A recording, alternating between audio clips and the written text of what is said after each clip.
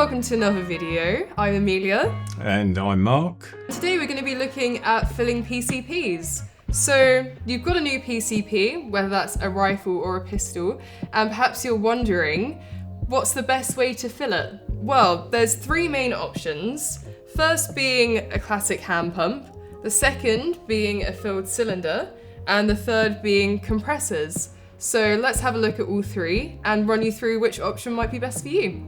Well, all three have got their fans and they've got different uses. So it depends really how much you're going to be using your rifle, what your budget is, and what's most convenient for you as well. Hand pumps have got a lot of fans. The advantages really are they are the most affordable. So they're slightly less money than a dive bottle, or the smallest dive bottle anyway, and quite a lot less than a compressor. They're also very portable.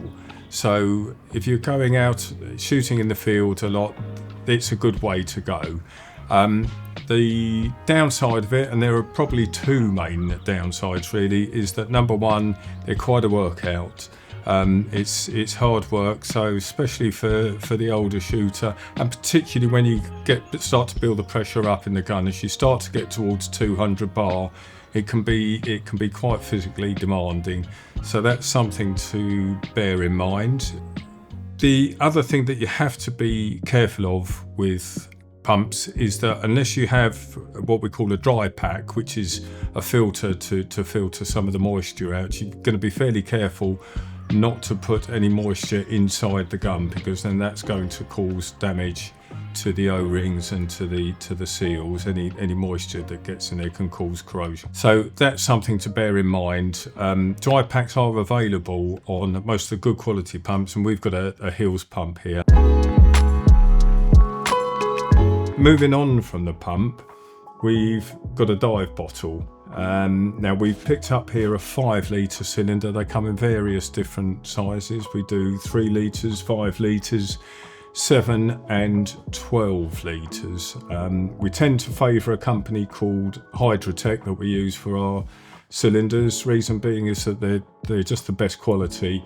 Got a steel cylinder which is manufactured in Austria, a semi-sub valve which is made in Italy, and finally a wiki gauge from Germany. So it's all good quality West European manufacture. So price wise on the cylinders, the smallest steel cylinder that we do is the 3 litre, which we retail for £209. There's a bit of a price increase for the bigger sizes.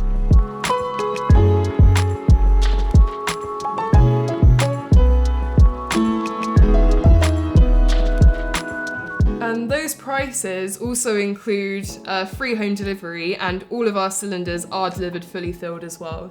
Now, the real advantage with cylinders over pumps is it's a lot less hard work. You just screw the hose assembly into the bottle, put the filling probe onto the gun, and away you go. These are all dated from the date of manufacture, so there are rules around the use of dive bottles. So these were manufactured in 2025, and then you can see 02, so that means it was manufactured in February of 2025. So with dive bottles, because they're for surface use only, you get a 5-year test, which means you can take them down to be refilled at the local dive shop, or maybe if gun shop too has got a large enough compressor, they can fill there. Once it gets to 5 years, then they need to go for a hydrostatic test, which typically costs around £70 these days, and they'll be good to go for another 5 years yet.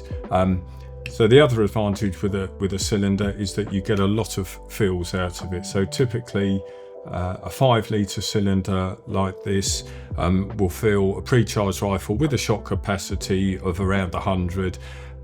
Probably get about 15 to 20 fills out before you need to top it up. So there's a good capacity there, and obviously the bigger cylinders, the higher capacity. Sometimes weight is considered a little bit of an issue with the cylinders. A filled 5 litre cylinder like so weighs about 10 kilos. But we do also sell some lighter weight cylinders which are made of carbon fibre, which are about a third of the weight, ever so easy to transport, and they can be a good option to go if weight is a bit of an issue for you. Now, the only issue with carbon fibre cylinders is that they only have a 15-year shelf life, which means they'll go for a 5-year test twice, but they won't go for a 3rd-year test. That will be the end of their life. So that's just something to bear in mind with carbon fibre. We do a 6.8 litre cylinder, and the weight of that is actually less than a 3 litre cylinder. So the only downside with cylinders really is that you need to get them tested, and as and when you've used all the air up and you need to get them refilled, you will need to take them down to a dive centre or somewhere with a large compressor in order to do so. A good accessory to use for a dive bottle, if you want to know how much pressure you've got left in there, is what we call a blanking plug. So they're quite inexpensive. We sell those for about £10 each. That just screw into the back there. If we turn on the bleed valve screw and slowly turn on the handle, and then we can see the gauge. We can see the gauge going up. And there we have 300 bar of pressure in the cylinder, so you know there's plenty of air in there. And then when you want to let the air out, just turn the handle back. Air will certainly build up in the valve, so just release the bleed valve screw. A little hiss there, and take your blanking plug out. Compressors have dropped in price and improved in quality significantly. So the entry point for compressors that we stock is now under the £400 mark. So they are becoming more and more accessible and more affordable to perhaps people that are using it for personal use, whereas before compressors tended to be more for clubs, maybe farmers who shot it very regularly. We've picked the BSA compressor to show you guys today because it is one of the most straightforward and easy to set up and use. These are currently going out for just under £450, which is below the standard RRP, so they are currently on a little bit of an offer. If I turn the compressor around,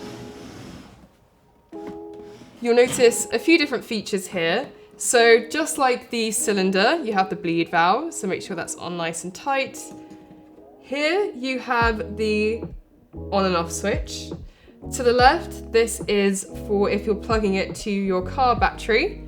And as you can see from the back here, you have the cables available to attach it to your car battery. So very useful if you are going out and about. And then you also have this mains plug here, which would be pushed to the right. Apart from that, you just have your start and your off. Touching on how much compressors have improved over recent years, a lot of them are now mechanically cooled. So there's no external water source available. And what about changing oil? Is that something that we need to do with a compressor? It depends very much on the model. So for example, here at the Wolfman, we normally use the Hills. That's the one we have over next door. That one does need crank oil and silicone oil. So best to check the manual. One thing about the compressor though, is that they can be a little noisy. Not ridiculously noisy, but that can be a concern to some people if they live in terraced houses or don't have somewhere particularly quiet they can attach this to. Right, so to sum up, the 3 different sources of filling your pre-charged rifle, we looked at the pump, we looked at the cylinder, and we looked at the compressor. So looking at the pump first, in summary, it's the most affordable, it's the most portable, it's great for giving your rifle a top up if you're out in the field. The downside to it is that you do have to be careful putting filter packs in and making sure that you're getting completely dry air into the gun, and it's also quite hard work. Cylinders negate the problem of hard work. They're easy to use. You know you're getting 100% dry air in there. They come in different sizes. They're a little bit more expensive, but not a great deal. The downside is that you do need to take them down to a dive centre to get them filled when they start to run empty, and every 5 years they do need to go for a test to keep them in working order. And then finally, the compressor. It's the most expensive of the three methods, but they have come down in price considerably in recent years. The quality of them is pretty good as well now. They don't require a great amount of maintenance, and they're great if you live remotely and you don't want to have to worry about your cylinder running out. Then it's definitely a good option, particularly if you're shooting a lot. Thanks for watching our video, and see you next time. Thanks for watching. If you enjoyed the video, please like and subscribe. And if there are any other video ideas you want us to cover in the future, let us know by dropping us a comment below.